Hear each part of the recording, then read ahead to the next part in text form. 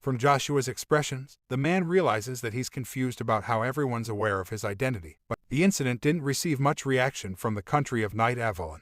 Joshua strikes at him using only his fist, making him fall to the ground. They are amazed to have found that the magic swordsman is just 9 years old.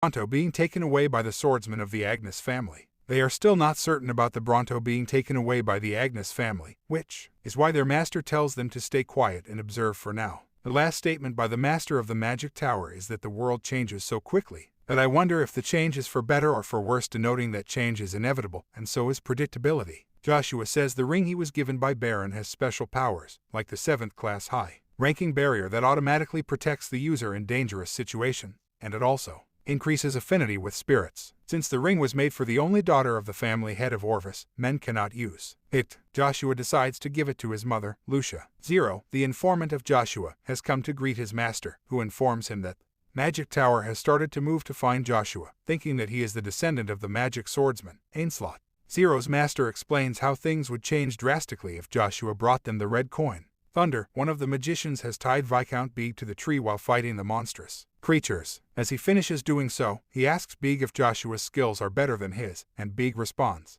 that Joshua really isn't a big deal and does not possess so much power. He also informs Thunder of Joshua's current location. Beeg offers to help Thunder plan on trampling on Joshua since Beeg finds Joshua very arrogant.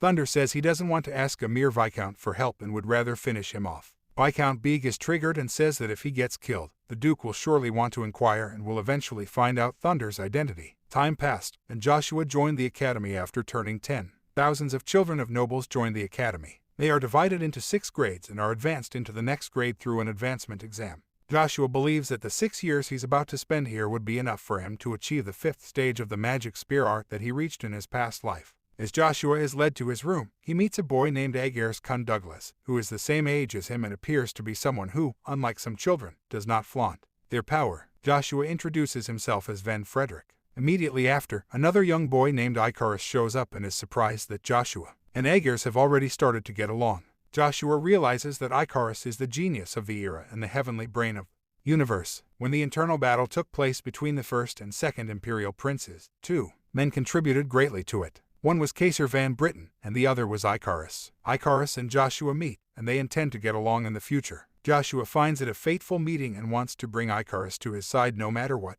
Lucia thanks Joshua and turns to look at the ring he gave her. Kane reminds her of how incredible her son is. Duke Agnes shows up and asks Lucia if she's comfortable, and she thanks him for the generosity he's shown. One of the Duke's subordinates questions his decision to keep Lucia with him and overlook Vanessa, as she might retaliate. He reminds the Duke of the authenticity of the legitimate son being the next heir. If Joshua is chosen, there may be endless chaos on the continent.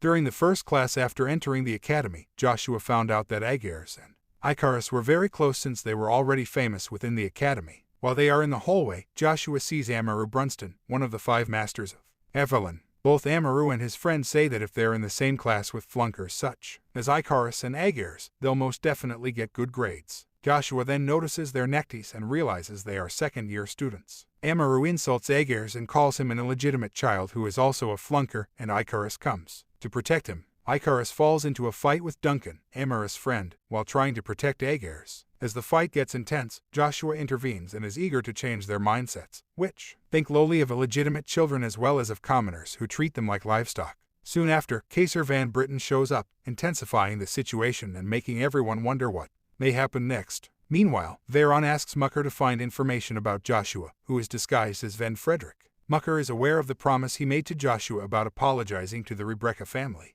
and stopping Veron from doing anything foolish. Mucker tells Veron he won't be able to break the promise made to Joshua. Veron is triggered as he says that the promise was not made by him, so he doesn't have anything to do with it. At the academy, Joshua thinks of ways to draw Icarus' attention towards him, as he'll be of great importance to him. Kaisar Van Britten has also offered to take Joshua to visit the Imperial Palace before he graduates, which Joshua already planned on doing since he has to find something there. As the class goes on, the students ask questions about the importance of a sword, and Joshua says that swords, especially rapiers, are the worst weapons ever. Amaru takes Joshua's opinion too personally and says that his family has been mocked since they use rapiers. He offers Joshua the chance to spar with him at that particular moment. Joshua is hesitant as he doesn't want to break the rules of student fighting. They are allowed to spar with wooden weapons, and Joshua can't think of a better weapon. than his own spear, which would clearly break Amaris' body. Aegir warns Joshua of the power the Sten family possesses and that he should apologize, already because Amaru will try to hurt him in the future. Joshua seems not to be affected by Aegir's warnings, as he won't apologize to Amaru for being weak. Joshua asks Aegir about his friendship with Amaru in the past, and Aegir explains how their families shared a deep friendship as they had experienced some life and death experiences together. Amaru and Aegir shared a bond mainly because they were both far from inheriting their positions. Aegir knows him well and also knows that Amaru is very stubborn. It would be better for Joshua to simply apologize. Joshua expresses that he stays true to his beliefs and won't kneel down to anyone. Mucker has arrived at the moon door to find information about Joshua, who introduced himself as Ashven Frederick. The man, who is also Joshua's informant, says that he may have a rough idea about the guy, but he'll charge 1 million gold in return for the information he will provide. Mucker is shocked as to who Joshua is and why the man at the moon door is asking for 1 million gold just to provide information about him. The informant knows Veron won't chase Joshua as he's a man who is strong in front of the weak and weak in front of the strong. He wants Joshua to find the red coin. Until then he'll make sure nobody finds out anything about Joshua's identity. At the academy, Joshua is alone and tries to regain the strength that he's lost. The divine and demonic energy in his body were like water and oil, impossible to mix. He manages to stabilize it with Bronto's power. As he does so, he uses all his energies, gets unconscious, and falls. As he opens his eyes, he realizes he passed out. As he starts processing everything, he realizes that if he learns to control the demonic and divine energy using Bronto, he might as well be able to reach the 3rd stage of the magic spear art soon. He also realizes that the magic spear, Luja, is nowhere around him. Immediately after, Luja Nim shows up in the form of a child and tells Joshua that he had passed out for 3 days straight. Joshua is concerned about what may have happened at the academy. Luja tells Joshua that the true power of the primordial stone lies elsewhere. He also asks Joshua about the unique power of the Bronto stone, but Joshua seems to be clueless and starts questioning everything. While Icarus and Aegir are sharing fun stories, they encounter Amaru and Duncan, who do not hesitate to smack Icarus. Aegir defends his friend but is insulted and humiliated. They say that they want to get rid of both Icarus and Aegir. The headmaster shows up and says he'll have to take strict action if the fights continue. Joshua enters the room after disappearing for 3 days. Everyone's amazed at his guts to have arrived so late, and that too after having disappeared for so long. As they get seated and begin the class, Aegir tells Joshua to apologize to Amaru, as things may get worse in the future. Joshua says he won't be apologizing or bowing down to anyone. Joshua doesn't want to be part of a fight among children since he has bigger things to do. Joshua is back with Luja and asks Luja how he is aware of the revenge since that was something concerning his past life and nobody but Joshua knew about it.